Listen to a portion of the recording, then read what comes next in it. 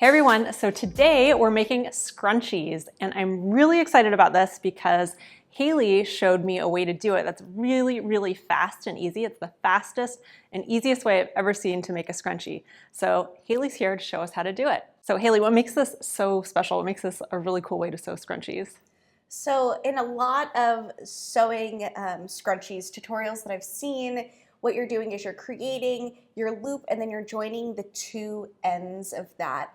And what is different about this is you are actually sewing your scrunchie in this kind of continuous loop. You're joining the two ends first and then sewing a continuous loop. So it makes it feel kind of like a magic trick. I find it so satisfying to sew and I love teaching people this little trick. I love sewing magic. But before we get to that, if you're someone who's interested in making your own clothing with more intention and joy, you're definitely in the right place here at Seamwork. So hit that subscribe button and turn on notifications so you can follow along with us and never miss one of our weekly videos. I really love sewing scrunchies, especially for the holidays, because they make such great gifts. They're really easy to sew. And it's a great way to use up your scraps because I always have all these really beautiful scraps laying around. I have a really hard time getting rid of scraps, especially if they're really pretty. So making scrunchies is a great way to use them up and make something that's useful for somebody else too. So what are you going to show us today, Haley? So I'm going to be showing you guys two different things. The first thing is how to cut your rectangles for your scrunchies into the perfect size.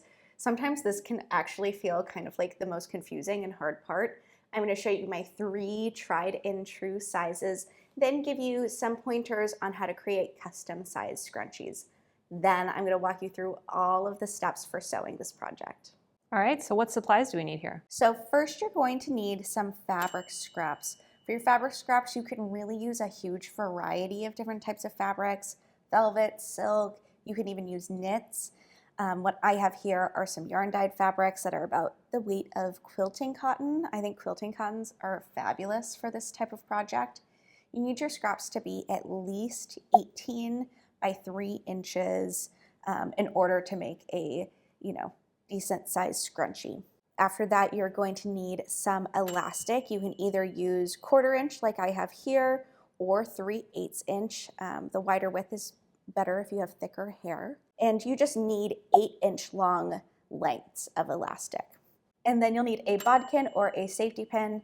I personally prefer a bodkin, but a safety pin works totally fine as well. I think nailing the size is the hardest part about making scrunchies, so let's get into cutting. Yeah, definitely. So I have made a lot of scrunchies, and what I have here are my tried and true sizes.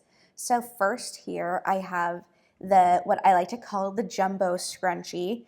And for this, I use a 40 by 6 inch piece of fabric. Then for my classic size scrunchie, I really like to use a 28 inch by 4 inch rectangle.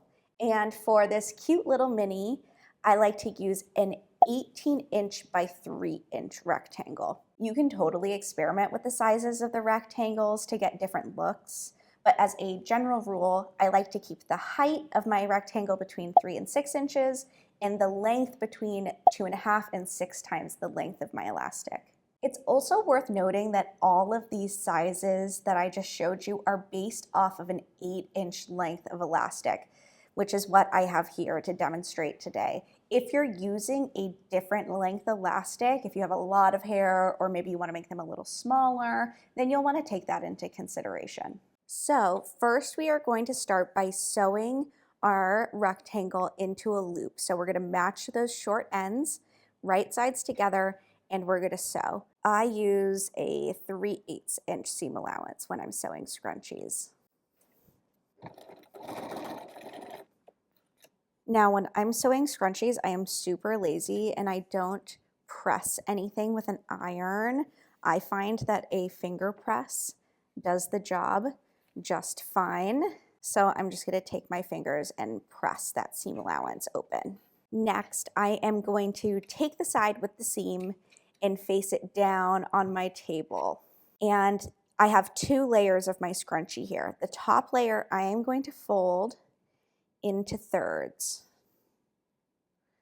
just to get them out of the way.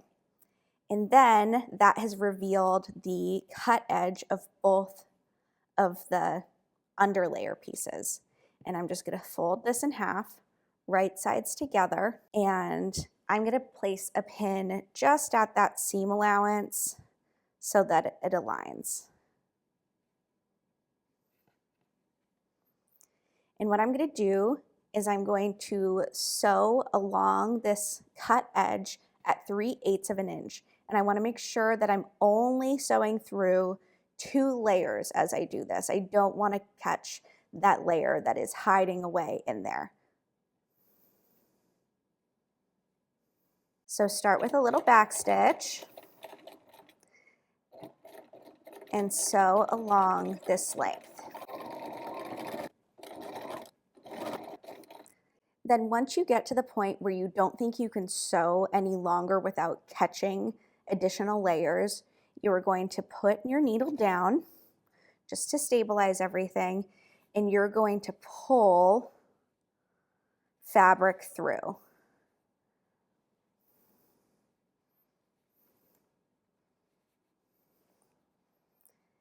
And make sure as you do this, you're tucking that inner layer away so you're only sewing through 2 layers.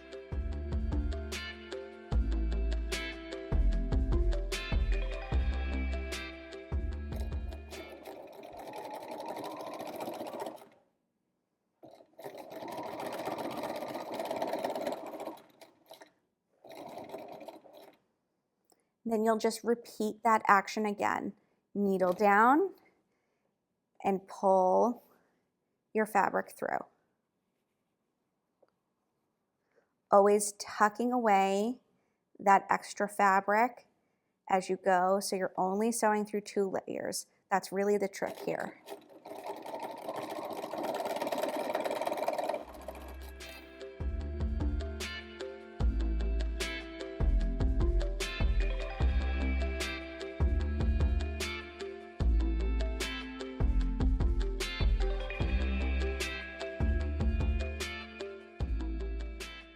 Then when you arrive back at your starting point, you're gonna wanna leave about a 2-inch gap. You don't need to measure and mark this by any means, just leave something that looks to your eye roughly about 2 inches. And then do a little back stitch to secure. Before we turn this right side out, we'll trim our threads just to have good sewing hygiene. And now for my favorite part, we are going to turn this right side out. So you're just gonna reach through that gap and pull out. And you'll have something that looks like this.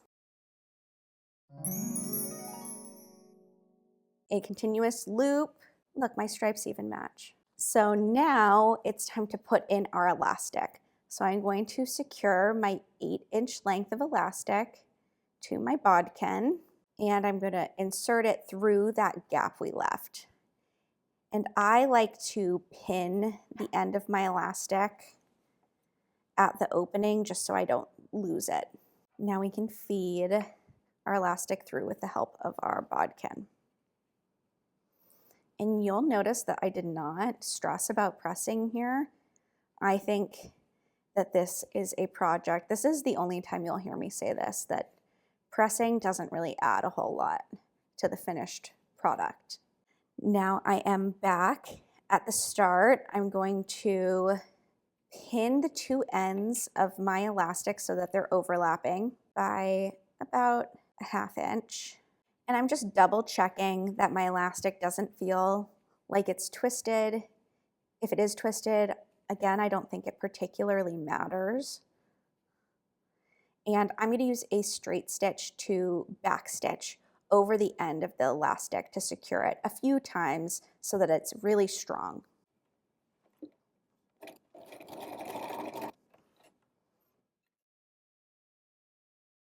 Now, all that's left to do is close this little gap that we've created when we were sewing our scrunchie. So I like to just, again, use my fingers to finger press this edge to give it a nice little crease for me to line everything up with.